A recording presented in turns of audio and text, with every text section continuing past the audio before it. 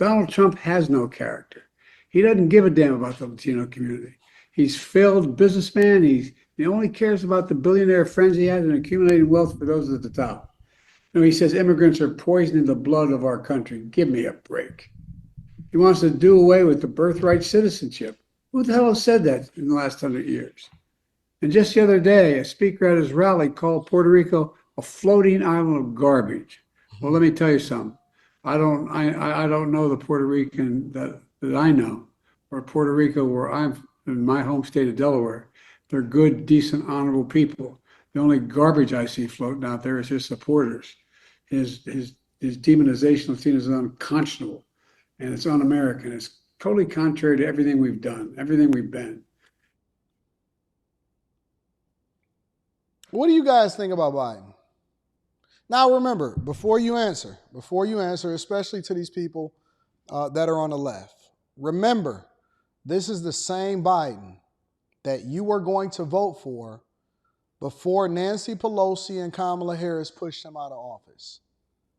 This is the exact same person. He has been no different over the last 3.5 years than he's been right here, right now, as incoherent and is unaware of what he's doing before somebody reminds him how bad he is. Remember, at the debate, he thought that he actually did a decent job. And so the people start stepping in and say, listen. You know, we know you don't know your right from your left. We know you've been going this way, you've been going that way. But one thing is for sure and two things is for certain is we can't hide the fact that you need your quilt and your blankie, and we probably need to get you a set of pillows so that you can make sure you're comfortable in your final years. He has no ability to communicate. And the reason that I'm pointing all of this out is because half of the country actually believed that he was a better candidate for the president of the United States of America before they finessed him and they pushed him out of office. He run around with Trump hats on and all of this, and they can't even speak to anything or any of the things that they can do for the American people without mentioning Trump's name and giving him free promotion. That's number one. Number two, it is widely reported that the Kamala Harris campaign is distancing this. They are distancing themselves from Joe. Isn't that wild to think about? To think about the fact that Joe Biden, just a couple of months ago, was on the ballot to be president as the incumbent of the president of the United States of America, and all of a sudden he's turned into a leper, not only from the people that pushed him out of office, but from the very people that they say, we love Joe at the Democratic National Convention, and when Obama was leading him out of the campaign rally one time by holding his hand. You see how hypocritical this party is? Before I even get to the actual comments, the party itself, the people within it, they will eat each other's blood. They will cannibalize each other in order to maintain power. And what makes you think that they have your best interest at heart when the very person that they say that they're celebrating, they want nowhere near their campaign? They want them nowhere near their campaign. Now, let's address his actual comments. Number one, I'm really not understanding what all of the fallout is. I believed that comedians were not to really be taken serious and that anybody can get these jokes. Look, when people joke about Detroit, I don't trip about it because I know Detroit is on the come up and it's a funny joke sometimes. When people joke about black people, when people joke about white people, when people joke about gay people, the only time that I see people really getting pushback is if you was Andrew Schultz as far as talking about black women, because we know that they were some of the most sensitive people on the face of this earth. Or when you Dave Chappelle and you start talking about the trans community. Other than that, I don't really see comedians getting a whole lot of pushback because we know that comedians are there to talk stuff about everybody unless you Corey Holcomb, because Corey Holcomb go dark, you know what I'm saying? But in a general sense, people can't take a joke, or they are so sensitive, they're looking and they're reaching for straws for anything and anybody in order to try to justify their hate for Donald Trump and to not vote for him for this election, even though they know it's in their best interest to vote for him. And it's so interesting because when you really start to pay attention to the joke, usually the thing that makes it so funny is that there's a level of truth in it which people can relate to. There's so much pollution, so much garbage is washed up on the shores of Puerto Rico, which is one of the things that he said that made the joke funny. Now, of course, you're going to get people that take it out of context. And Biden, he just takes it overboard. And now you had a comedian that made a joke that offended the people that was on the other side, that felt a certain type of way. But now you got Joe Biden, who basically offends half of the country, more than half of the country, if you really believe what's really happening, and if you think that he's so far ahead, more than half the country that said that Trump supporters are garbage. Could this guy not be any more self-aware than he is right now, knowing or not knowing until somebody tap him, hey Joe, you know you just offended half the country, right? You're not even running. Look, it's a reason why they're distancing themselves from him. I don't believe that Kamala Harris even liked Joe Biden in the first place. I don't.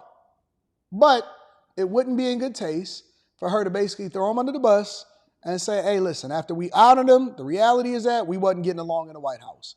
It was largely reported in 2021 that she was mad as being a DEI hire and she wanted more responsibility and she had a high turnover rate because the people didn't like working with her in the White House, including Joe's team and some of her own team. And so, that's why they had been hiding her, even though she was the president of the Senate that then cast a tie-breaking vote for the majority of the legislation that they was able to push through. Yes, for those of you that need a civics lesson, the vice president is the president of the Senate. So if you asking what she's did, she's been a part of the major decisions that we're disappointed about, which then cause inflation, mass immigration, and proxy wars that we don't want our tax dollars going into, or our tax dollars going to people that are in this country now and that they're trying to endear them to the Democratic Party in order to make sure that they always got power and always got a voter base. And so they can't stand on anything. And even when they think that they're doing right and capitalizing off of a moment where a comedian has told a joke about people, you know what they do? They throw their foot in their mouth. But remember, at the end of the day, this was the person that y'all was telling us was more than coherent and sufficient to be able to run for president of the United States of America. Now, everybody now has amnesia, and they're going to act like over the last 3 months that Kamala Harris has been campaigning, which she's been exposing herself to, because we're going to look back on her and say, whoo, I'm glad that we didn't vote for her. Everybody's going to look back and act like they don't remember that when they was going to vote. Oh, no, I wasn't really focused on Joe Biden. No, he wasn't really a candidate. Yes, you was. Yes, you was. You was going to vote for Joe Biden. You was rocking with him. You said that he was the best candidate. You said, we love you, Joe. Y'all had him speak at the Democratic National Convention. It was supposed to be his convention. That's why he flew out the next day and he didn't stick around. You ain't see him hanging out at the convention. And when he had COVID, or they say that he had COVID, they had Nancy Pelosi going over there to try to petition him to jump out of the race so that they can get Kamala Harris in there, because they said that he was going to mess up everything that was going down ballot by people deciding not to vote for the entire party just because they had Joe at the top of the ticket. Now y'all want to act like y'all don't remember that you didn't know that you was voting for Joe. All of a sudden you got amnesia. You don't know what he got going on. You don't know why he acted like this. It seemed like he don't like Kamala Harris. They wasn't able to get along in the first place. They never rocked with each other, but y'all chose him. Y'all picked him. Y'all rocked with him. And now you acting like you don't know him. No, own it. Own it. Rock with it. Because Tim Walz, he ain't great either. None of these people that's a part of the Democratic Party is awesome. And y'all picked Kamala Harris. Y'all said that she was awesome. And so we're going to see how that shake out. But I'm betting on this. This is going to be a wash. This is going to be a wave of red all across the United States of America. And all of these swing states is going favoring Trump. And it's going to be a great sight to see. I am excited. I am definitely going to continue to push and make sure that everybody become as informed as possible of what's going on inside of these legislative branches, as well as what's going on in these campaigns. And Joe Biden is a reflection of the chaos that you see as a part of the Democratic Party. I love you. I appreciate you. I want to know who y'all voting for. Let me know inside of the comments. Also, make sure you tap into the Patreon. Link is in the description. And then get your tickets to come and kick it with me in person in Atlanta this weekend, as well as Detroit, December 14th. It's going to be awesome. Discount code Anton. I love you. I appreciate you. I'm going to holler at you later. Suckers. Absolute suckers.